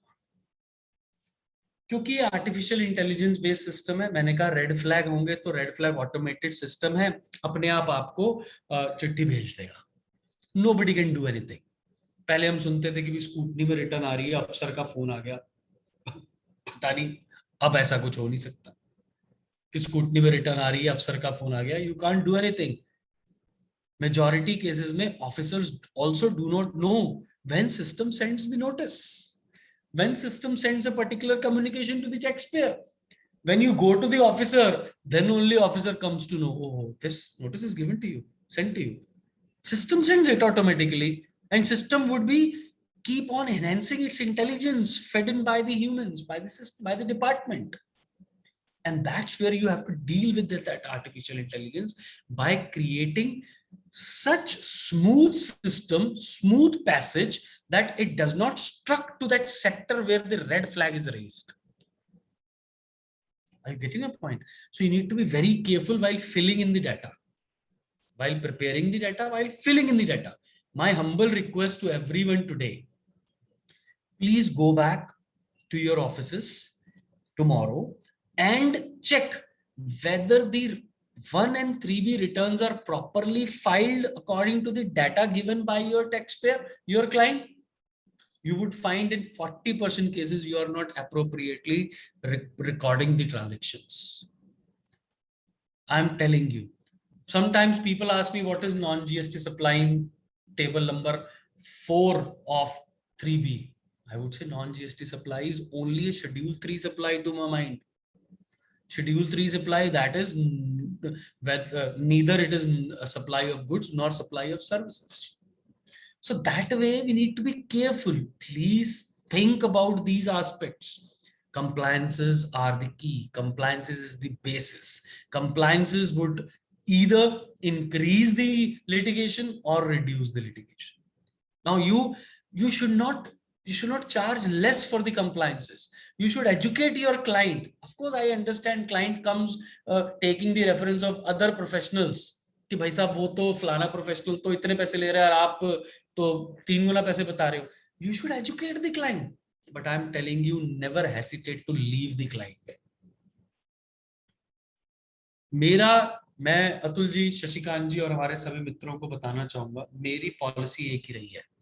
मेरी दोस्ती जो है ना, वो क्लाइंट से नहीं, काम से रही है. I have always been friend to my work. उसके साथ गद्दारी नहीं करनी. क्लाइंट कौन है कौन नहीं है, माफ करना, मुझे कोई फर्क नहीं पड़ता, अपनी ऐसी तैसी मिलाए. मेरा काम मेरा सबसे बड़ा दोस्त है. अगर मुझे कोई जिम्मेदारी ली है, मैंने या तो शशिकांत भाई साहब मेरे पास आए, उन्होंने कहा यार ये राजेंद्र ये कंसल्टेंसी देनी है. मैंने कहा भाई साहब 10 रुपए लूंगा. सोच समझ के बोला ना 10 रुपए लूंगा. बाद में सोचू भाई सब तो 10 रुपए दे रहे हैं, मैं तो 15 लेता हूँ, 20 लेता हूँ. यार 10 रुपए वाला काम यार क्या है यार, परेशान कर दी. भाई तुम लेते नहीं, तुम मना कर देते. अगर तुमने 10 रुपए में एक्सेप्ट किया है तो फीस के अकॉर्डिंग परफॉर्म मत करो. या तो पहले से डिसाइड कर लो कि तुम जिस स्टैंडर्ड का काम करते हो, जिस लेवल का तुम्हें लगता है कि मैं काम करता हूं, उसके हिसाब से फीस मांग लो. लेकिन अगर फीस एक बार डिसाइड हो गई तो फिर ये ना सोचो कि जितना गुड़ डालोगे उतना मीठा होगा. मीठा उतना ही रखना है, क्योंकि तुम्हारी दोस्ती काम से है, पैसों से नहीं है, क्लाइंट से नहीं है. Of course we work for money, we should charge good amount. Swami Vivekananda ji ने एक बात कही थी, that you value yourself, others won't value you. You value yourself. दूसरे लोग थोड़ा ना आपको वैल्यू करेंगे. मैं आपसे पूछूं भाई साहब क्या मेरी वैल्यू, आप अपने हिसाब से बताओगे. मुझे अपनी वैल्यू खुद बनानी है, मुझे अपनी वैल्यू खुद असाइन करनी है. And that's what we chartered accountants should also do. Why should we expect others to value us? I agree, there are multiple challenges in the profession. You know, as like economy, profession is also almost same age. 47 में economy आई, 49 में हमारा profession आया. We are all of the same age. हमारा देश और हमारा व्यवसाय profession एक ही उम्र के हैं. दोनों एडोलसेंस में है मित्रों. किशोर अवस्था समझते हैं, हमारी इकोनॉमी की भी किशोर अवस्था है और हमारे प्रोफेशन की भी किशोर अवस्था है. किशोर अवस्था में समझते हैं, किशोर अवस्था में मानव शरीर में सबसे अधिक परिवर्तन होते हैं, केमिकल रिएक्शंस होते हैं, केमिकल लोचे होते हैं. मूछें आती हैं, देखिए मेरी तो कमी है ना, मूछें आती हैं, है ना, शरीर बढ़ता है, इमोशनल चेंजेस होते हैं, आप बहुत सारी चीजों के प्रति आपके टेस्ट बदलते हैं, ये सब होता है. बायोलॉजिकल चेंजेस होते हैं बॉडी में. सिमिलरली हमारी इकोनॉमी में भी ये सारे एडोलसेंस के किशोर अवस्था के परिवर्तन हो रहे हैं. हमारे प्रोफेशन में भी ये परिवर्तन हो रहे हैं. You have to sit tight. I'm telling you friends, this is my personal observation. You have to sit tight. Keep holding your position tightly. Keep sitting to your ethical standards, keep sitting to your professional integrity. Economy is, taking you to the roller coaster ride, I'm telling you. ऐसी roller coaster ride है तब. If we survive for next 10-15 years, which we would certainly, God is there, our profession is the, I would say, very strong profession. मैं हमेशा कहता हूं कि जो ये प्रोडक्ट प्रोफेशन ने बनाया है, ये अनपैरेलल प्रोडक्ट है. मैं अपने आप को सीए प्रोफेशन का मैन्युफैक्चर्ड प्रोडक्ट मानता हूं. ये जो सिस्टम है हमारा मैन्युफैक्चरिंग प्रोसेस है ना हमें बनाने का, ये अनपैरेलल है पूरी दुनिया में. इतनी घिसाई, इतनी रगड़ाई किसी सामान की नहीं होती है हमारी जितनी हुई है. हम, you have to sit tight, just keep holding the position. This is a turmoil situation, और इस कोविड ने आकर और ज्यादा चेंजेस कर दिए. You need not to worry. Just keep. आज मैं, I don't speak much about other professionals, but today, because the topic and the mindset is different, I like to speak about advocates. My dear friends, they are our elder brothers. The profession is around 220 years old. Around. We are just 70 years old, 75 years old. They are 220 years old. You know, what do they do? They don't attach any value to the client. They attach value to the work. I'm not talking of, I'm talking of people who are at the hem of the profession in advocacy. वो कहते हैं कि भैया अपनी file जो है अगली date पे ले आना, साथ में चेक ले आना या कैश ले लेना, है ना, और तब हम देख लेंगे और अपेयर हो जाएंगे. और हम क्या अपनी फाइल देने में 1% भी सोच पाते हैं क्या? हमारे दिल की धड़कन नहीं बढ़ जाती जब क्लाइंट कहता है कि मैं अपनी फाइल ले जाता हूं, भाई साहब अगली रिटर्न फाइल कराने आऊंगा तो ले आऊंगा. हम रखते हैं ना, हम करोड़ 2-2 करोड़ रुपए की ऑफिस खरीदते हैं, और उसमें सामान रखते हैं लोगों का, दूसरों का. अपना तो कुछ भी नहीं होता, अपनी तो सीट भी नहीं होती बैठने की ढंग से. Since my practice day one, I have kept this in mind. This is your file. You want to take it along, take it along. I don't mind. Today, because I am purely into now consulting and litigation, तो फाइलें तो सिर्फ वो maintain होती हैं जिसके लिए हमने कोई रिप्रेजेंटेशन पिटीशन बनाई है या हमने कोई ओपिनियन दिया, उस किसके बेसिस पे दिया, वो भी सब digital. So please do not attach value. Please, it is my humble request. Do not take it otherwise. I may be very younger to many professionals listening to this program, but this is my personal view that we attach more value to the client rather than the work. So that actually is putting us backside. I find many instances, Shashikant bhai sahab, मेरे 5 लाख रुपए fees देनी है, client ने 2 करोड़ रुपए बेटी की शादी में लगा रहा है, मेरे 5 लाख रुपए नहीं दिए जा रहे, और मैं क्या हूं, लाल पगड़ी बांध के बारातियों का स्वागत कर रहा हूं, आओ जी आओ जी आओ जी. भाई मैं क्यों नहीं बोल सकता कि मेरे पैसे दे भाई, मुझे पैसे, अरे अरोड़ा साहब आपको क्या जरूरत है पैसे की, तुसी तो संभाल नहीं ने. मैं कह, जो तूने संभाल रखे हैं, तूने क्यों संभाल रखे लाला? तूने भी तो संभाल रखे हैं ना 50 लाख रुपए अपने सेविंग बैंक में, क्यों संभाल रखे हैं तूने? तो मेरे 5 लाख रुपए में तेरे को क्या आपत्ति है?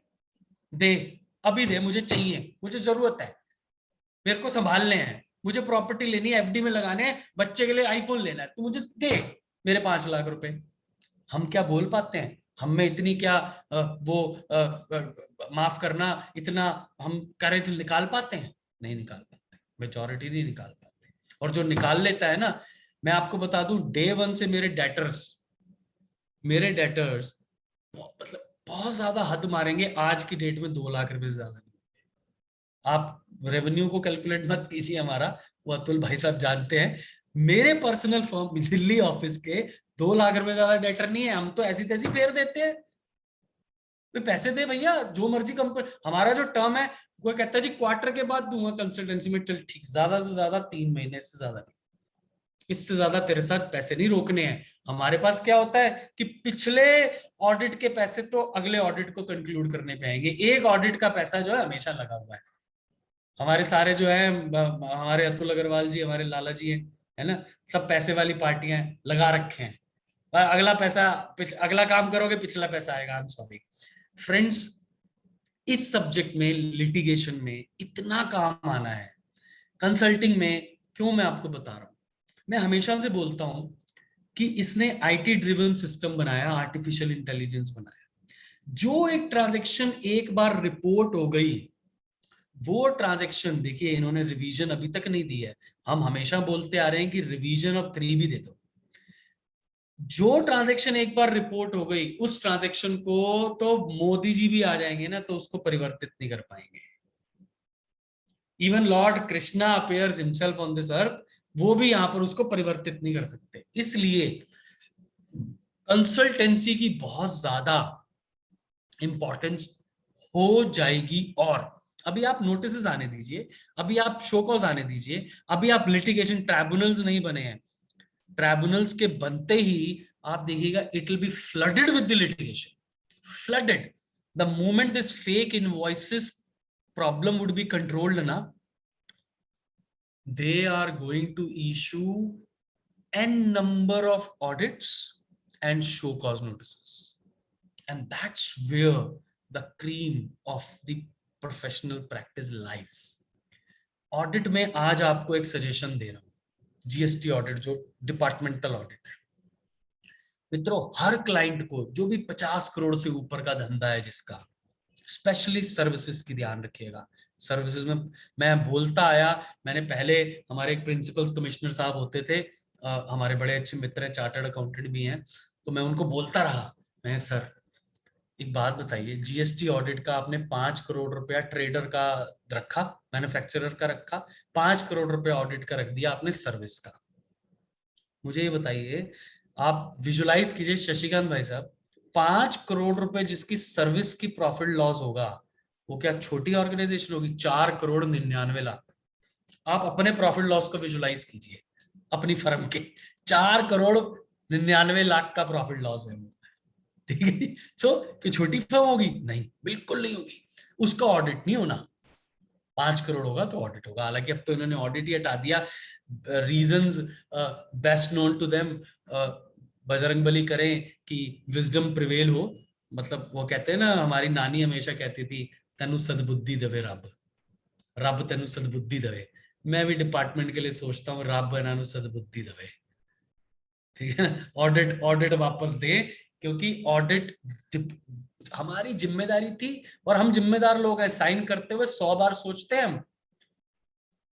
टैक्स पेयर को साइन के लिए दे दिया उसने, तो जो उसने बनाया उसी पे साइन करके आगे भर देना है। उसने नहीं सोचना कि सही है या गलत है। डिपार्टमेंट आएगा अपने आप सही गलत करेगा। लिटिगेशन, इतनी फ्रिवलेस लिटिगेशन चलनी है, बहुत सारी अपॉर्चुनिटीज।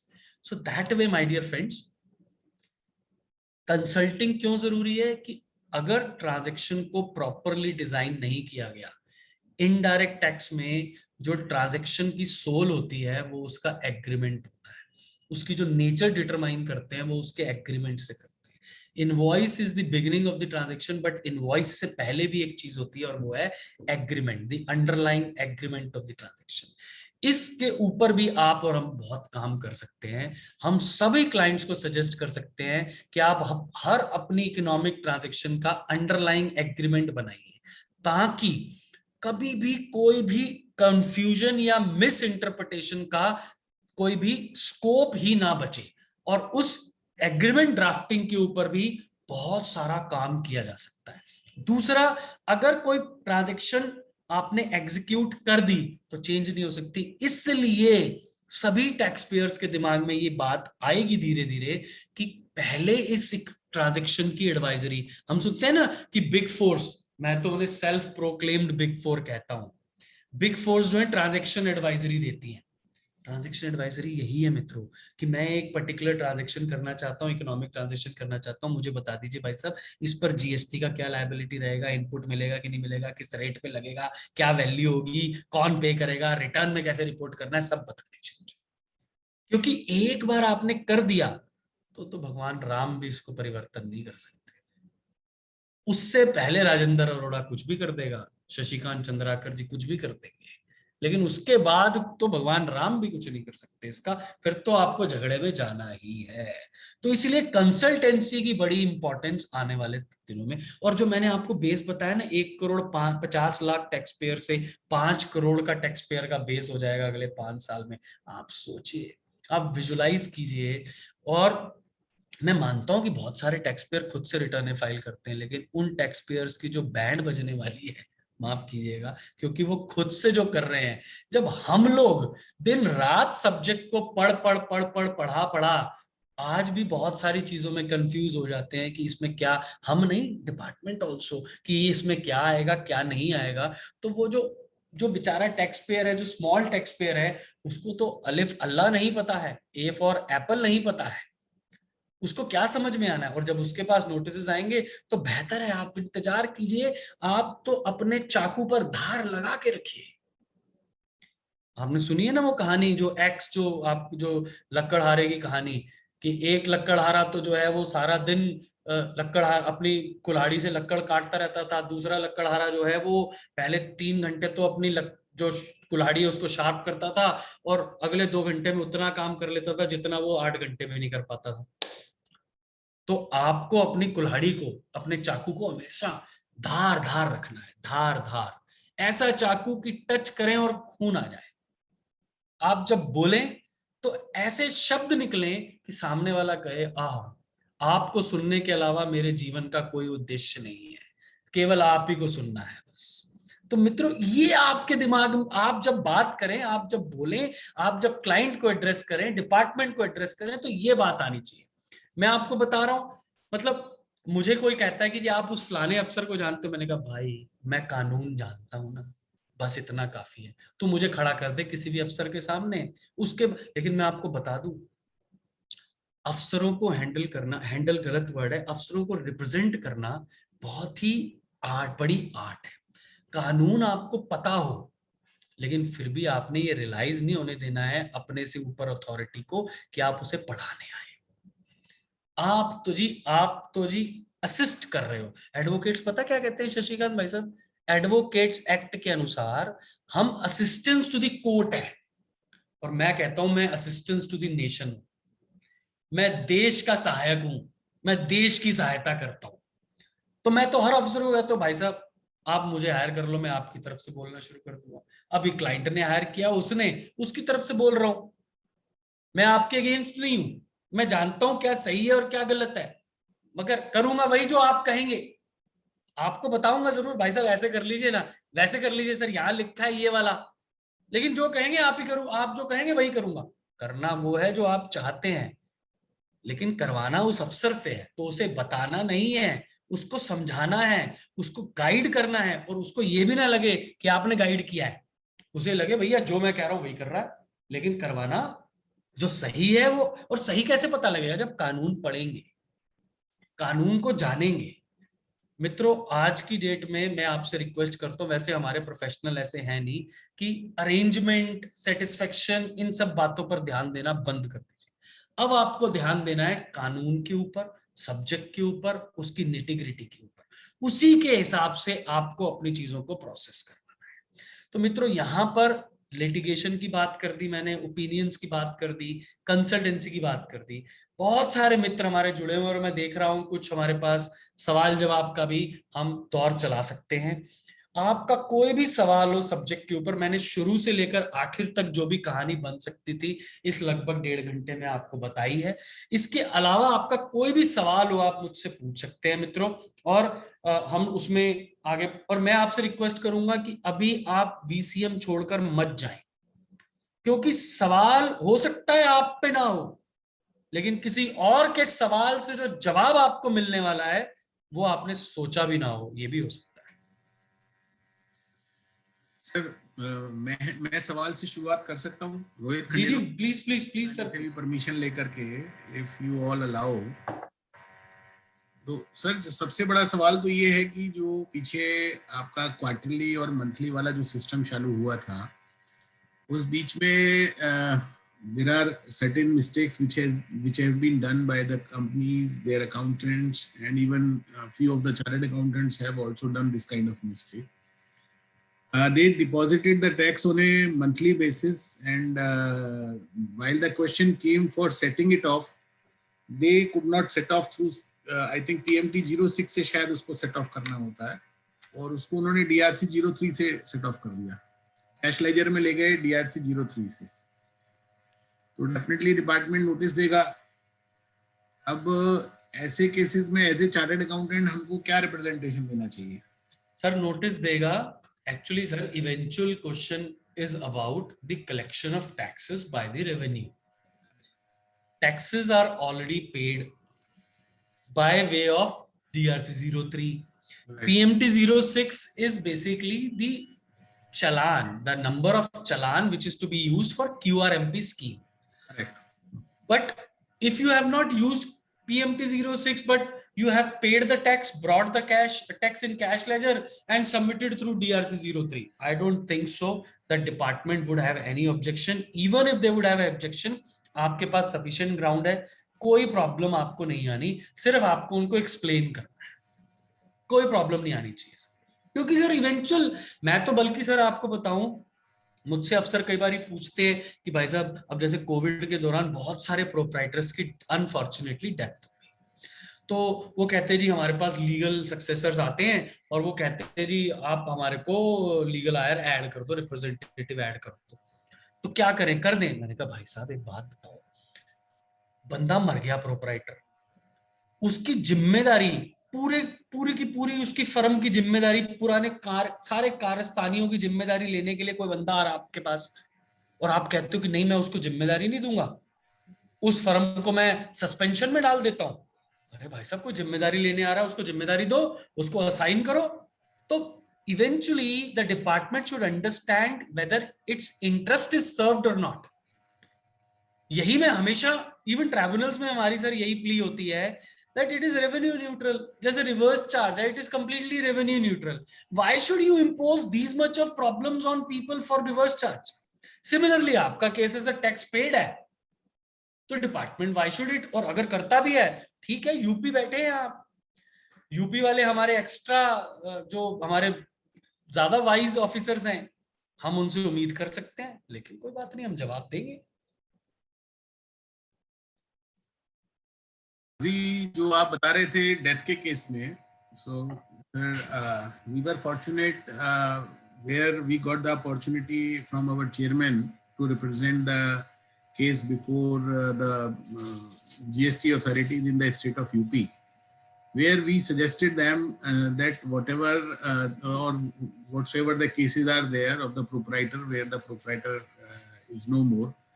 तो अभी जो हमारा एक्ट में प्रावधान है सर, एक्ट के प्रावधान के हिसाब से तो उनका नंबर सरेंडर होगा ड्यू टू डेथ, और नया नंबर आपको लेना पड़ेगा क्योंकि पैन चेंज हो रहा है, क्योंकि SSC जो नया बंदा आ रहा है उसका पैन चेंज हो रहा है. तो उसमें सर चूंकि आप GST काउंसिल के साथ भी आपका इंटरेक्शन रहता है और GST के ऑफिसर्स के साथ भी आपका इंटरेक्शन रहता है, तो इसमें एक सबमिशन हमारा ये था सर कि अगर हम उसमें इस तरीके का कोई प्रावधान लाएं, कानून इस तरीके का लाएं कि डेथ के केस में there must be an option available कि वो जो सेम नंबर जो GST रजिस्ट्रेशन है उसी में कहा जाए कि भाई जो लीगल एयर का पेन नंबर वहां अपडेट करके और उसको ऑटोमेटिकली शिफ्ट कर दिया जाए, rather than asking for a fresh application and closing that. तो एक मेरे ख्याल से एक ईज आउट हो जाएगा व्यापारी के लिए भी, और व्यापारी वर्ग का जो भरोसा है वो कहीं ना कहीं बढ़ेगा उसमें. ये मेरा एक सजेशन है सर, अगर आप इसको थोड़ा सा काउंसिल तक या जो हमारे सर आपका सजेशन बहुत वैलिड है. मैं आपको ये भी बता दूं कि एक सर्कुलर है, सर्कुलर 96, जो कि ट्रांसफर ऑफ बिजनेस को डिफाइन करता है, that whether transfer of business includes death of proprietor also, then they have clarified that yes it includes. तो ये पॉसिबल है, बहुत बढ़िया सजेशन है आपका. इसमें बस मोडालिटी होगी कि उस सर्कुलर को मॉडिफाई करना पड़ेगा, और दोनों अथॉरिटीज को, CBIC को और GSTN को, खासतौर पर GSTN को इस प्रॉब्लम को समझना होगा, और वो एक नया नंबर ना जनरेट करने की बजाय उसी GSTIN को मॉडिफाई करने की फैसिलिटी GSTN के पास होनी चाहिए. तो ये पॉसिबल है. ये बात मेरे दिमाग में, आप बिल्कुल सही कह रहे हो, wherever I would find an opportunity I would bring this fact, और एटलीस्ट अब इस बात को मैं कम से कम जो है I have been speaking, I would start speaking about it कि ये possibility होनी चाहिए. Thank you sir, thank you very much. कोई और किसी का सवाल है तो आप मुझसे पूछ सकते हैं. Over to Rohit Khandelwal ji. I think Rohit ji, Shashi bhai, are you there? Shashi जी तो होंगे। Friends, any of you is having any question, you can put your questions into the Q&A. I am online, sir. I am online. I am also driving. अच्छा जी अच्छा जी please sir बताइए ना। कोई question sir? नहीं sir, मेरे पास एकदम specific ऐसा कोई क्वेश्चन तो नहीं है। जी जी और जो मैं बेसिक जो चाह रहा था सर, मोस्टली सारी चीजें आपने कवर की बहुत अच्छे से। एक्चुअली अभी जो जनरल परसेप्शन है सर जीएसटी की प्रैक्टिस को लेके, तो जो कॉमन मेंबर है उसको ये सारी चीजें कंप्लायंस रिलेटेड ही चीजें लगती है। बल्कि कंप्लायंसेस जो है, मैं उसी ओपिनियन में हूँ कि कंप्लायंसेस हमारा रोल नहीं। हमारा रोल तो कंप्लायंसेस के बाद जो चीजें आने वाली है उस पे आना। So you are rightly pointed out those things, sir, and I am every word you have told, I am agreed with. Thank you sir. Nothing special question about it. Thank you sir. I believe Rajendra ji, no question is there in the Q&A box and no question is there in the chat box also. जी जी I believe members have understood whatever you are willing to convey the message to them.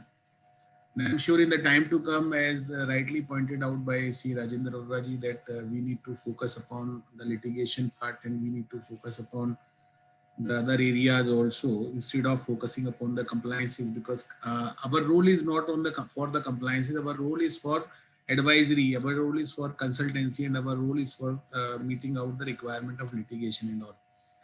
So friends, I'm sure you must have got the insight how you can think about for starting your career into GST, that which is again a very good area nowadays, and in the time to come, lots of other opportunities will also come into this particular domain. एक sir ये सवाल है question. Richa Jindal जी का, ये जी। ले लेते हैं। जी जी जी अभी आ गए सर, क्वेश्चंस आ गए, 2 क्वेश्चन आ गए। हाँ, एक ये पूछ रही हैं, sir please suggest the best way to keep ourselves updated with all new amendments. Ma'am आप एक काम कीजिए, सबसे पहले मैं सभी को बताना चाहता हूँ ये रिचा जी के माध्यम से कि एक तो कोई आप ना कोई भी आप पोर्टल अपडेशन पोर्टल जो है आप उसको सब्सक्राइब कर लें पेड बेसिस पे, फ्री वाला नहीं, पेड बेसिस पे, और उसको आप रेगुलरली फॉलो करें। दूसरा एक काम और आप करें कि आप जो है रेगुलरली हर रोज 2-3 आर्टिकल्स जरूर पढ़ा करें, 2-3 आर्टिकल्स जरूर पढ़ा करें, और उन आर्टिकल्स में जो भी सेक्शंस और जो भी रूल्स या जो भी केस लॉज लिखे हैं उनको आप ग्रॉसली समझें, प्रॉपरली समझें। धीरे धीरे आपको, आप मतलब दिन में अगर आप 1-2 पढ़ेंगे, महीने में 50-60 पढ़ेंगे, 2-3 महीने में आपने 120-150 तक आर्टिकल पढ़ लिए, तो आप रिस्पेक्टिवली डिफरेंट सेक्शंस को 2-3 महीने में टच कर गए, डिफरेंट रूल्स को टच कर गए। आपको अगर आप लाइन में रूल और एक्ट सेक्शन पढ़ना शुरू करेंगे तो आपके लिए थोड़ा सा वो एक मोनोटोनस जॉब होगा जिसमें आप कॉन्टिन्यूसली रुक नहीं पाएंगे, आप अपने आप को स्टे नहीं कर पाएंगे। लेकिन जब आप आर्टिकल पढ़ते हैं तो एक विद इन 4 वॉल्स एक पूरा का पूरा मैटर होता है, उसमें आपका इंटरेस्ट बनता है क्योंकि ऑथर वो पूरी कहानी लिखता है, पूरा उसका एक आउटर स्ट्रक्चर बना देता है, तो जिससे आपको धीरे धीरे सब्जेक्ट में इंटरेस्ट आना शुरू हो जाएगा। हीमा गुप्ता जी एक और बात पूछ रही, how to get outsourcing work of accounts. देखिए मैं आपको बताऊं, अकाउंटिंग आउटसोर्सिंग जो है वो कहीं ना कहीं, देखिए प्रैक्टिस में आपको स्ट्रक्चरिंग तो अपने स्टाइल से, अपने एरिया की लोकेशन के हिसाब से करना है, लेकिन मैं आपको ये बता दूंगा, अब जो एरिया की जो बाउंड्रीज है ना, that is completely been broken. जो हमारी ज्योग्राफिकल बाउंड्रीज थी, आप पूरे भारत में बैठकर कुछ भी कर सकते। देखिए मैं दिल्ली में बैठा हूँ, अतुल जी भाई साहब मेरे ख्याल नोएडा या गाजियाबाद में होंगे, नोएडा में होंगे, और शशिकांत जी में भी कहाँ होंगे, रायपुर में बताइए, झारखंड में बैठे हैं। है जी। तो ये ऐसे बहुत सारे मित्र हमारे कहीं कहीं इधर उधर बैठे होंगे, पूरे भारत में होंगे। तो अकाउंटिंग में आपको डिजिटल प्लेटफॉर्म आपको प्रॉपर बनाना है, डिजिटल प्लेटफॉर्म पे आपको काम करना है। आप सॉफ्टवेयर, वेबसाइट, ऐप, उसको आप डेवलप करने की कोशिश करें। और एक ना मैं आपको बताऊं, वर्चुअल ऑफिस का एक प्रोग्राम हमारे इंस्टीट्यूट की वेब यूट्यूब चैनल पे है। मेरे ख्याल पिछले साल कोविड में हमने अप्रैल मई में या जून में रिकॉर्ड किया था। तो बहुत ही सुंदर प्रोग्राम है जिसमें हमारे 2 स्पीकर्स थे। आप उसको हमारे YouTube चैनल पर आईसीआई टीम पर देखे जाकर, और आपको पता लगेगा कि आप इलेक्ट्रॉनिकली, डिजिटली कैसे अपने ऑफिस को मेंटेन कर सकते हैं। तो ये वाला काम भी आपको वहीं से ज्यादा बेहतर होगा और डिजिटली बेहतर होगा। वेबसाइट पर फोकस डालिए, उस पर कंटेंट पे फोकस डालिए। अपने आप धीरे धीरे आप आपको अपनी डिजिटल फुटप्रिंट जितना बढ़ा लेंगे उतना आपके लिए बेहतर हो जाएगा, उतना काम आपको मिलना शुरू हो जाएगा। Rajendra ji, there are 2 more questions. One is from C. Akhilesh Garg. He is asking for GST is one nation, one tax, but a dealer has to pay tax in one tax and carry it forward in another tax. How it is justified? If I am not mistaken, Akhilesh भाई साहब हमारे chartered accountant मित्र हैं और हमारे sales tax bar में बहुत active हैं। वही अखिलेश गर्ग जी, अगर हैं तो आप लिख दीजिएगा, बट मैं सवाल का जवाब दे देता हूं। Sir, actually the reason behind this particular issue is about the concurrent nature of our federal system, that simultaneously state as well as center is charging tax on the same transaction. That is why these are 2 different tax on the same transaction. And so far as transfer of taxes are concerned, it is, it is not one tax. The type of the broader tax is one only, but the type of taxes, because of the federal structure of the tax collection system, dual tax collection of the tax structure collection system, 2 or 3 types of taxes are to be collected. I tell you, in 2007 there was a document released by the Ministry of Finance, that is the 13th Finance Commission report. In that 13th Finance Commission report, they found, they explained 3-4 different mechanisms to collect tax on interstate transactions, and IGST was one of them. And I also read it. I read the other document also released by Ehsan Qureshi and Satya Poddar. These are 2. One, Mr. Ehsan is a professor in London School of Economics, and Satya Poddar is a leading chartered accountant in the country who is instrumental in bringing tax in Singapore, Japan, Canada, many countries. So they also found this method very suitable, that this IGST, because dual structure is a complex transaction. Is it my duty to approach? Sir, dual structure है ना sir, एक ही tax, एक ही transaction पे 2 taxes लग रहे हैं, तो it would have not been possible कि वो अपने आप उसको डिस्ट्रीब्यूट करें। अभी भी तो क्लियरिंग सिस्टम आईजीएसटी को डिस्ट्रीब्यूट करते ही है ना सर। तो सी और एस बनाना के अलावा बहुत अच्छा कोई सोल्यूशन हमारे पास था नहीं सर। तो इसलिए मैं इसको, हालांकि मैं इसमें एक इम्प्रूवमेंट चाहता हूं कि एक स्टेट का सीएस दूसरे स्टेट के सीएस के इनपुट से एडजस्ट हो सकता हूं। मैं ये चाहता हूं एक स्टेट में अगर सीएस का आईटीसी है और दूसरे स्टेट में सीएस का आउटपुट है, तो आपस में एडजस्ट होने चाहिए, ये फैसिलिटी होनी चाहिए। अदरवाइज सर वो ड्यूल स्ट्रक्चर है, कॉन्स्टिट्यूशन है हमारा, उसको हम परिवर्तित नहीं कर पाएंगे, वही हो पाएगा। मैंने आपको बहुत बेसिक बता दिया, बहुत पीछे का बैकग्राउंड बता दिया। Another question from C. Shriram Agiwal, whether HSN is required to be reported in all cases of B2B transactions in GSTR1 or any exemption is available to? Sir, अब B2B ट्रांजेक्शन में आगिवाल साहब कोई exemption नहीं है। 5 करोड़ रुपए तक आपको 4 digit देने हैं और 5 करोड़ से ऊपर 6 डिजिट देने हैं। B2C ट्रांजेक्शन में आपको, अगर आप 5 करोड़ तक हैं तो आपको HSN नहीं देने हैं। B2B में कोई exemption. Another question, sir. CA Vanita Gupta ji is asking for, sir, you have such a good knowledge of the subject. Can you guide all of us on difficult and important matters through this platform of CIRC? So, Vanita ji, हाँ Atul Vanita जी ji, आप ही जवाब दीजिए. I can answer this question definitely, Vanita ji. We are going to have more and more sessions of Rajinder Arora ji, where we are going to understand all difficult issues as well and what all important matters are there. And there was we are planning more and more sessions where we would be learning a lot from C. Rajendra Arora ji. So definitely we will do that. Don't worry for that. And as far as there is a question from Vishwanath Paiji where he's asking for, sir, how to prepare a statement of facts and grounds of appeal. He wanted some knowledge about that, like for first appellate authority. So Rajendra ji, would you like to say something about Sir, statement of of facts course, and grounds of appeal? it is a very detailed thing to answer. लेकिन ये मैं आपको बताना चाहूंगा कि show cause notice पे और appeals पे मेरे एक दो वीडियोस हैं जो मेरे चैनल पे हैं. मेरे नाम पर आप गूगल कीजिए वीडियो, यूट्यूब को आपको मिल जाएंगे. आप उसको डिटेल में आप सुनिए. और मेरा mobile number is public property, so anybody can ping me, call मी. तो जहां भी आपको दिक्कत आएगी मैं आपको ब्रीफली और बता दूं.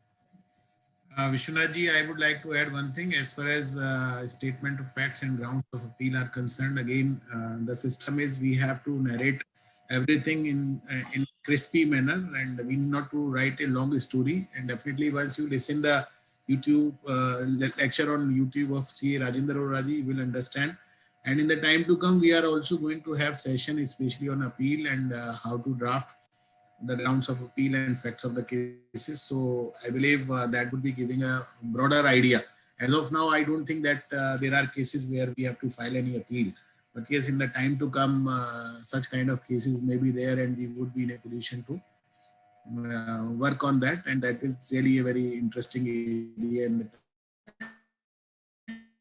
time to come. But important is we should have the knowledge of each and every circular, and we should have a thorough knowledge of the subject. We have a thorough knowledge of the subject, then only we would be in a position to prepare a statement of facts and grounds of appeal in a perfect manner. Otherwise, it would be a very difficult time. And I would like to add only one thing. As far as Richaji is again asking for, sir, please suggest whose articles and updation portal must subscribe. So Richaji, first of all, I'll say you can subscribe the channel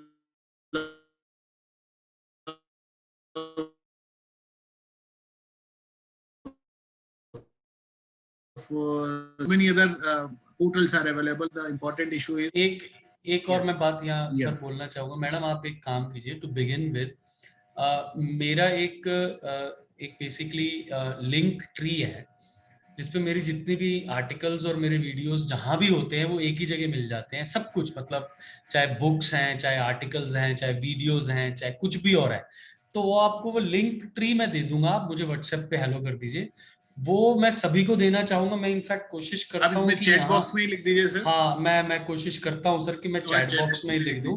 हाँ, ताकि आप सभी को वो मिल जाए. एक second. तो in the meantime, I just would like to answer the question of Hima Gupta ji. As rightly said by Rajendra Arora ji, that you have to start, and there are no geographical boundaries now. So would like to add, like a lot of companies from outside India are also looking for outsourcing of accounts, but the only thing is we should have a kind of setup, because in that case we would be in a position to do the accounting only if we are working on cloud.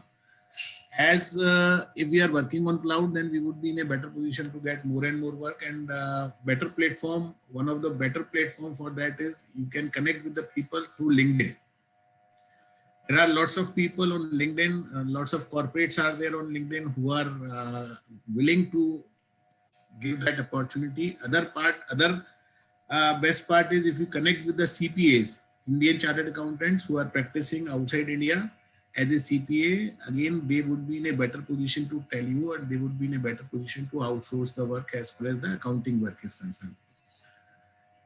And there is a question from CA Sumit Agrawal, sir. I have filed an appeal for restoration of GST and it is under central jurisdiction at Gautam Budh Nagar. But after 2 months, of appeal, our registration is pending. I am in wait and watch situation what to do. So Sumit But ji, after 2 months of appeal, registration is pending.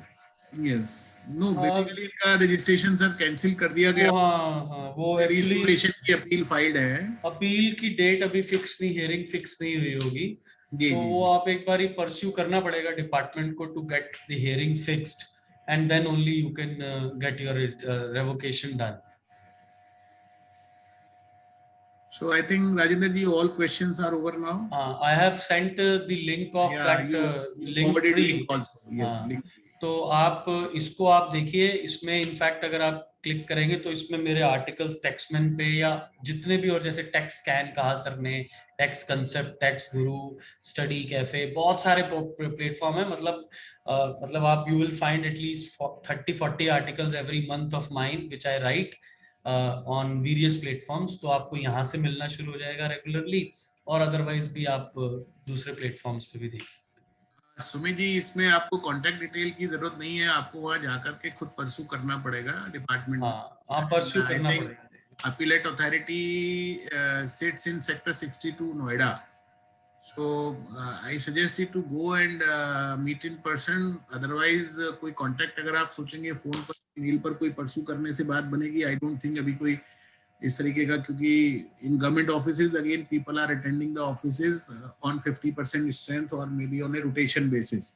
Ji. So I suggest you to go in person and to pursue the matter. Then only it will be resolved.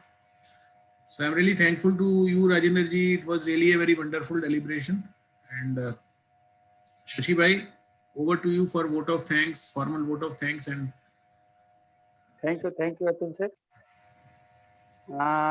Really, such a wonderful session has been taken by Rajendra Arora sir, and I am of the opinion that every participant who has joined this VCM will definitely be benefited by the deliberations made by CA Rajendra Arora ji.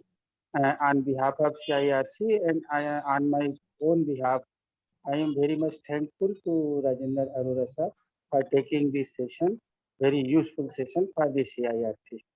I am also thankful to our Vice Chairman CIRC, Sri Atul Agrawal ji, for giving his valuable time in the VCM. Also, Rohit Khandelwal ji, CA from Indore, who is the moderator for today's session. I am also thankful to Rohit Khandelwal ji. And at last but not the least, all the participants who are attending this VCM. Without you, this VCM would not be get success. And all my staff from CIRC office who are very much instrumental to organize this VCM. Thank you once again, all of you, for attending this session. Thank you. Thank you, sir. Thank you, everyone, for giving me this opportunity. Thanks for the patient Thank you, listening. Rajendra bhai. Come you. again. Thank you, sir. Thank you. Anytime, sir, whenever you say, sir. Thank you. Okay. Thank you, sir. sir.